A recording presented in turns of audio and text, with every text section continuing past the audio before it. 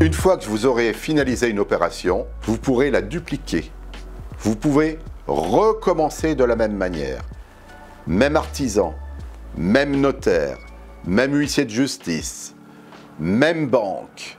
Oui, car il faut emprunter plusieurs fois dans la même banque. Et quand elle vous dira non, le robinet sera fermé, vous irez voir une autre banque, tout simplement.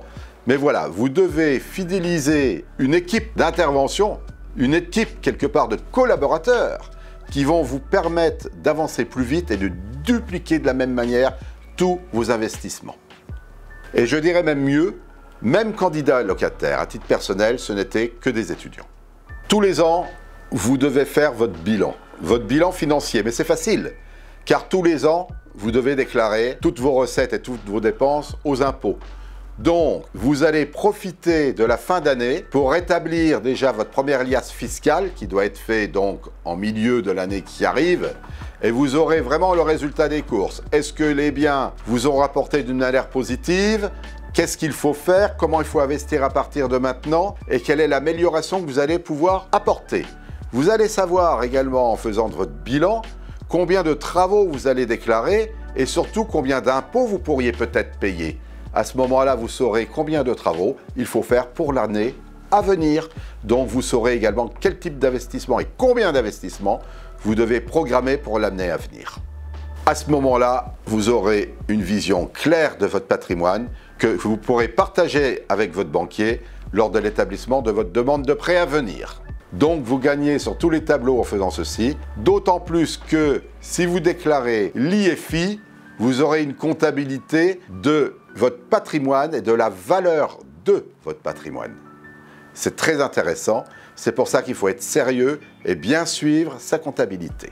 Pour ce, vous verrez en pièce jointe le type de tableau Excel qu'il faut faire avec l'adresse, le type de lot, la surface, la date d'achat, le montant payé, le montant de capital restant dû, le montant du loyer, le montant des charges et le montant du remboursement. En une fraction de seconde, vous pourrez savoir exactement le résultat de la totalité de votre patrimoine, que vous pourrez transmettre également à la banque pour de nouveaux prêts. Dès que vous serez lancé, après la première opération, psychologiquement parlant, vous aurez quelques doutes. Effacez ces doutes. Préparez-vous immédiatement à une deuxième opération. L'apprentissage et les connaissances vont venir. Votre état psychologique va changer.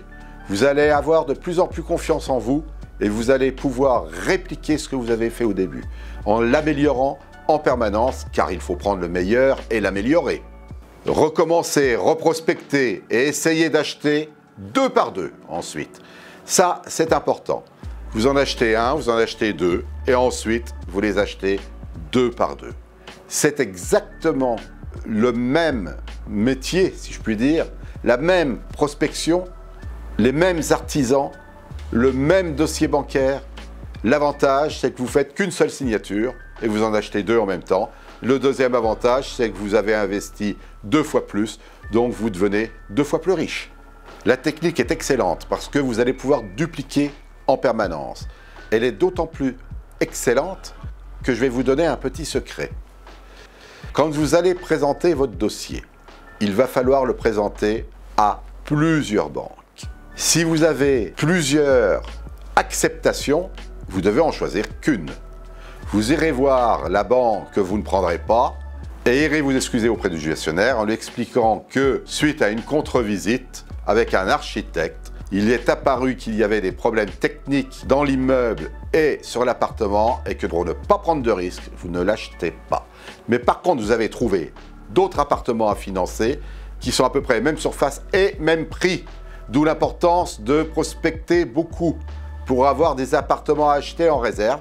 Et vous pourrez proposer à cette banque qui était d'accord pour vous prêter pour l'achat numéro 1 de 2 appartements par exemple, elle vous prêtera pour votre deuxième prospection et donc l'achat numéro 2. Du coup, vous aurez 4 prêts immobiliers en même temps. Ça, c'est ce qui s'appelle jouer gagnant. À titre personnel, je l'ai fait plusieurs fois, ça m'a donné tellement confiance qu'à un certain moment, eh bien, je me suis dit, j'arrête d'investir dans les petites surfaces. Je vais chercher des immeubles de petites surfaces. C'est ce que j'ai fait.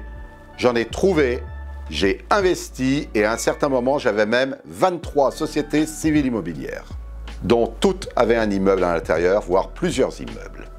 Comme vous le voyez, ça a été la même technique que pour les petits studios et petits appartements, mais sur des immeubles entiers de 800 à 2000 m², qui avaient entre 11 et 38 appartements.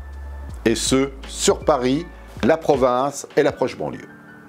La puissance de l'investissement, c'est également le cash flow. Pour créer du cash flow, il faut en premier lieu systématiquement demander un différé de paiement.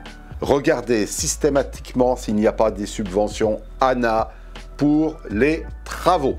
Pour activer l'enrichissement, l'idéal c'est d'acheter des biens qui soient un petit peu en dessous du prix.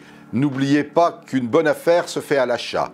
Pour ça, il y a des techniques de négociation qui vous permettront de diminuer le prix proposé entre 10 et 20%. Quand vous serez au point, quand vous aurez bien confiance en vous, vous verrez que ce sera très facile et systématiquement, vous aurez des réductions de prix. Et quand vous faites le calcul à la fin de beaucoup d'investissements, vous apercevrez que vous avez gagné 2 ou 3 appartements gratuitement.